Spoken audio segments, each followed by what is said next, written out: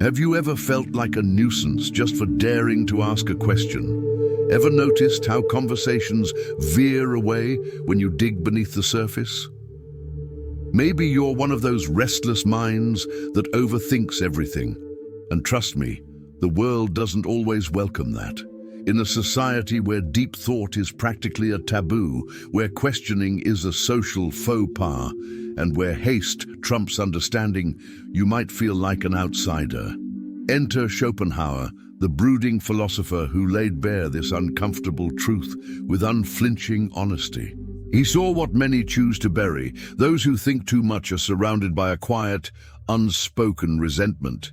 It's not loud hatred, no, it's subtler, creeping in through sly jokes, awkward silences, or those odd, sidelong glances.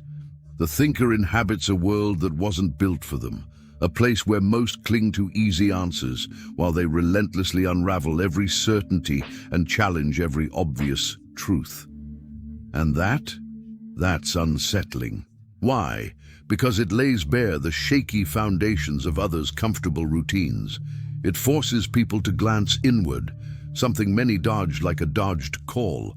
They'd rather skim the surface, where life feels light, simple, and socially acceptable. But the thinker can't stay there. They plunge into the depths, knowing full well they might drown alone. This solitude, this silent tug-of-war, is what we're diving into now.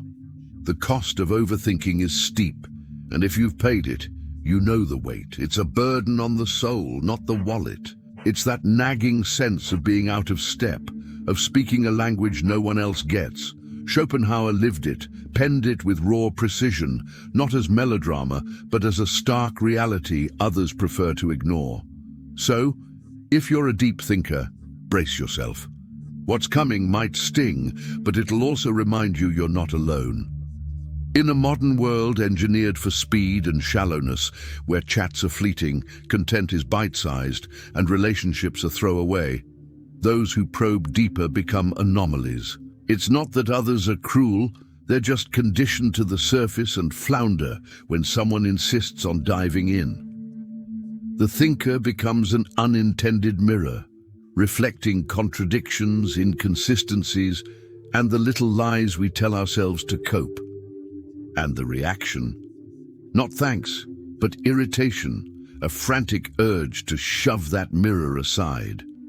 Thinking too much then turns into an act of defiance.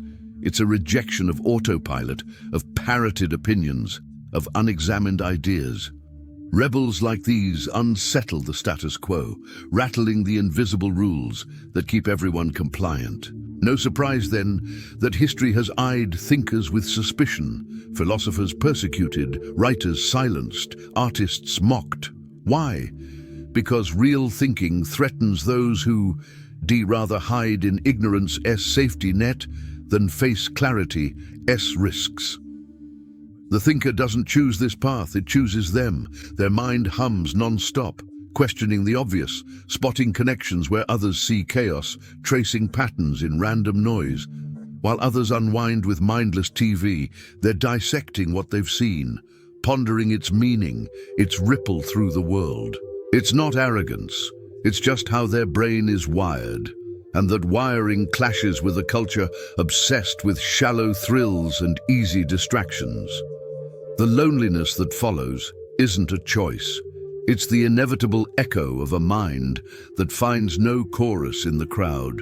Those who think too much often end up islands unto themselves. It's not that they think they're above everyone else. Far from it. They're just worn out from wrestling with conversations that spin in circles, going nowhere fast. Picture this. A party where every voice clashes in a chaotic roar, yet no one's actually saying a thing worth hearing. The noise is overwhelming, and the only escape is a quiet corner where the mind can finally exhale, free from the onslaught of trivial chatter. This isn't about running away, it's pure survival, that exhaustion. It's no act, no overblown drama. It's bone-deep real. The weariness of repeating the same tired explanations only to hit a wall, the sting of watching people cling to prefab answers rather than brave a true exchange. The thinker doesn't crave a spotlight or a fan base. They're not fishing for applause. All they want is one person, just one, who can match their depth, someone they can talk to without watering it down or pretending the world is simpler than it is. But that kindred spirit? A rare unicorn, so rare that over time the thinker learns to treasure silence over hollow noise, to choose solitude over toxic company. Honest quiet outweighs 1,000 empty words. Yet when they step back, others misjudge it, branding it arrogance, pride, or a lack of humility. Wrong. It's self-preservation, a deliberate stand to shield their sanity in a world blind to the hunger for depth. This loneliness is a double-edged sword, chosen yet forced. Chosen because they'd rather stand alone than fake contentment amid shallow facades. Forced because society only tolerates them up to a point. When they refuse to conform, people drift away, watching from a distance, fully aware of the rift but powerless to bridge it. And then there's the rejection, often cloaked as irony, a sly common weapon against deep thought. Those who don't get it mock instead. It's easier to laugh than to wrestle with understanding. Irony becomes an ego's shield, a quick dodge when someone's depth stirs uncomfortable ripples. When a thinker's words hit too close, the go-to response is mockery, a way to dismiss without debating, a silent shout that it's not worth taking seriously. But that laughter isn't harmless. It's a defense tactic. Deep down, the mockers know they've got no comeback. They can't keep pace with the thinker's logic, so they sidestep with a chuckle, slamming the door on discomfort. It's a way to say the topic's trivial, the speaker's overblown, all of it nonsense. Yet behind that grin lurks fear. Fear that the thinker might be onto something, fear of dismantling their own shaky certainties, fear of stepping out of their cozy bubble, fear that their life's built on self-spun illusions. The thinker sees through it, recognizing irony as a silencing tool. When the jokes start, the conversation's done. No use pushing, no point explaining, the door's shut tight, and that stings. It hurts because they weren't flexing or proving a point, they were just sharing their mind's natural rhythm. But for surface dwellers, that's already too much. The reply comes in smirks, sarcasm, a smile that cuts deeper than words. The thinker swallows the ache in silence, once again nodding to themselves that it's not worth the fight. Eventually, they stop trying. They see that pushing is futile, that silence holds more dignity than a fruitless debate. They guard their thoughts, picking only the rare souls worth opening up to. To others, this seals the label. Weird, aloof, full of themselves. But the truth? They're just drained from being mocked for a mind that won't quit. Most shy away from depth because it demands effort. Pausing, reflecting, facing oneself. That's uncomfortable. It's far simpler to skim the surface where answers are neat, doubts vanish, and questions are optional. Those who live there dodge complexity, ambiguity, uncertainty altogether. Life isn't just black or white, right or wrong, good or bad. It's a kaleidoscope of grey. And for the thinker, that's the only lens that makes sense. For them, every answer spawns 10 new questions. Every certainty masks a lurking doubt. Every truth feels like a draft awaiting revision. They're a living mirror, and when they speak, when they probe, when they spotlight contradictions, others catch a glimpse of themselves. Not everyone can stomach that reflection. Staring into the thinker's gaze means confronting your own limits, your own inertia, your own choice to skim life's surface. It's a wake-up call to the questions you've dodged for years, a nudge to admit maybe there are better answers than the convenient ones you've clung to. That's why the thinker feels like a threat, not because they're above anyone, but because they expose the fragile scaffolding holding up others' lives. They don't mean to. They can't help it. Their mere presence whispers there's another way to live, to think, to see the world, and that whisper is unsettling. It forces people to ask, am I thinking enough? Am I swallowing too much without a fight? Am I coasting on autopilot? Those questions sting. So many shove the mirror aside, branding the thinker as annoying, tricky, a problem. It's easier than facing their own complacency. Thinking is hard work, pure fact. It demands energy, time, commitment. Most opt to save that effort, borrowing opinions off the rack instead of tailoring their own. It's quicker to echo the crowd than to pause and dissect if it holds up. Over time, this intellectual shortcut becomes the norm, and laziness shifts from exception to standard.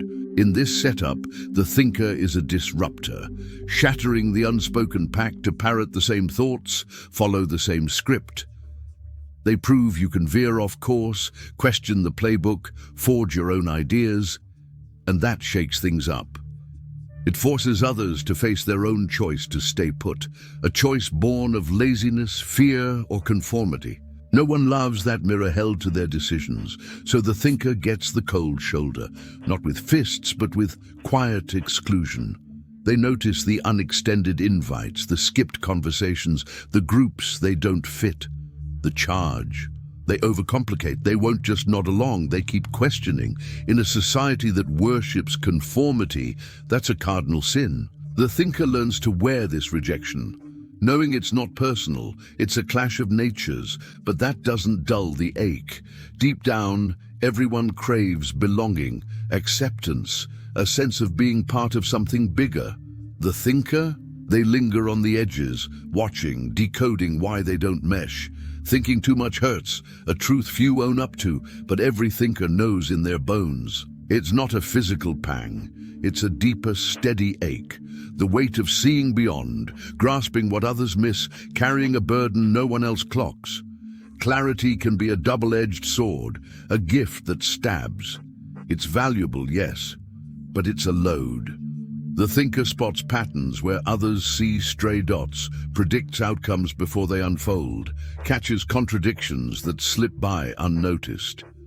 They live in a constant hum of anticipation and unease. While others bask in the now, untroubled by tomorrow, the thinker's already mapping what's next. While others take things at face value, they're asking why and could it be otherwise. This wide-angle view of time and possibility is a poisoned chalice, enlightening yet robbing them of lightness. This dual nature is both blessing and curse. A blessing because it unlocks reality's deeper layers, a curse because it bars them from carefree living. The mind never idles, always dissecting, always questioning, like an engine that won't shut off. And the kicker? No one sees the toll. To others, they're just the overthinker, the complicator, the one who can't keep it simple. They don't get that the thinker yearns for simplicity but can't reach it, that they'd love to switch off but can't, that they sink every time they try to float on the surface. So the pain doubles, first from the relentless mind, then from its unseen struggle. Over time, they learn silence can be wiser, safer, more dignified. Not from cowardice, but from preserving their spark. Talking to closed minds feels like tossing words into a void, sharing ideas that fall flat, opening their chest to arrows. It's a slow, bruising lesson, born of many frustrated tries. At first, they believe they can shift perspectives, explain, convince, but they soon see people crave validation, not challenges. When they push back, they're the villain, the harmony breaker, the one who flunks the social playbook. So they master quiet, pick their battles, save their thoughts for the rare souls who listen. To the world they turn enigmatic, quiet, watchful, distant. Others read it as coldness or arrogance, but it's armor against the grind of being misunderstood. This silence is resistance in disguise. By holding back, they don't surrender. They guard their energy for what counts, refusing to justify their existence to the unwilling. It's a silent stand, a courage few clock. In a society that fetishizes sameness, where trends and copies reign, the authentic thinker is a jolt. They don't chase uniqueness. They can't be anything else. Their mind rejects off-the-shelf ideas, trends without scrutiny, opinions parroted for show. They need understanding, coherence, truth, and that makes them a singular force, impossible to box. But that originality comes with a cost: exclusion. Society tolerates surface differences, style, looks, but deep thought. That's a threat, a quake to the foundations. So the thinker gets sidelined, not with fanfare, but with subtle snubs. No calls, no inclusion, no consideration. They feel the rejection, the drift, the loneliness of being other. Yet they can't morph to fit. They learn to dwell on the margins, observing, decoding, never fully in. It stings, but it also frees. Once they stop forcing the fit, a strange peace settles in. This peace isn't joy, but a quiet truce with themselves. They see their difference as a trait, not a flaw, their worth beyond the crowd's verdict. They cherish rare connections, those fleeting oases of understanding, as sacred, knowing their scarcity. But they don't bank on them, building their own companionship instead, finding solace in solitude, needing no external nod to know their truth. This independence is their triumph, unshackling them from the need to please, to conform, to fear rejection, a fear dulled by its repetition. Thinking too much isn't just pain, it's beauty. It unveils patterns, meanings, questions most never ask. It enriches their world, intensifies it, even if it cuts deeper. They see what others miss, feel what others numb, and that makes their life truer, if lonelier. In a world obsessed with image over essence, they seek the core, and that sets them apart, for better and worse. Imagine perceiving the world in vivid high definition, while everyone around you squints through a blurry low-res filter. The thinker catches nuances that slip past unnoticed, lives in technicolor, while others settle for muted grays. Their loneliness isn't a void, it's brimming with reflections, insights, and discoveries. They may stand alone, but their mind is never solitary, buzzing with ideas, questions, and endless possibilities. This inner companionship, though it can't replace human connection, fuels their curiosity, keeps them alive, and drives their relentless search. The thinker begins to see their role might not be to blend in. Perhaps it's to stand apart, a counterpoint, a voice that questions when others nod along, a gaze that pierces what others ignore, a mind that probes while others turn away. This role, though isolating, holds weight. Someone must think for those who don't, question for those who won't, keep the ember of doubt glowing so the world doesn't drown in blind certainty. They don't fancy themselves saviors or heroes. Far from it. They know their reach is small, their ideas often unheard, their presence rarely prized. Yet they persist, not for applause, but because thinking is their essence. They can't betray it. Over time, they grasp that their true triumph isn't being understood, it's staying intact. In a world that herds everyone towards sameness, they guard their uniqueness. This integrity is their stronghold, holding them steady through the tightest grip of loneliness. It whispers they're on the right path, even when that path feels solitary. The right path isn't the easy one, rarely is it. There's a quiet beauty in the margins too. From the edges, the thinker sees what the crowd misses. They gain perspective, distance, a panoramic view while others are lost in the faces around them. It's like standing atop a mountain, breathtaking vistas but a biting chill and solitude as your only companion. From this vantage, they watch with curiosity, not scorn, seeking to unravel why people act as they do, why they cling to the surface over depth. Through this observation, they grow wiser, decoding human nature, social gears, and the unseen forces shaping lives. This endless learning is their lifeline, for life isn't about stacking possessions or chasing status. It's about peeling back layers, diving into existence's complexity, an infinite quest, always unfolding. And that pain, it's not wasted. It's the toll for clarity, and clarity, though costly, is priceless. It connects them to universal truths, deep patterns, the essence beneath the noise. While others skim the surface with shallow fixes, the thinker plunges into the depths. unearthing truths buried under illusions, finding order in chaos, meaning where others see none. The reward isn't instant or shareable. It's a quiet, inner glow from cracking a mystery, linking unconnected dots, spotting hidden designs. This pursuit defines them. They chase truth, not conventional happiness. Truth stings, it's raw, it's uneasy, but it liberates. Once seen, illusions lose their grip, and that power, though daunting, is theirs. They learn to embrace ambiguity. Life offers no neat answers, no universal rights or wrongs. Everything hinges on context, angle, timing.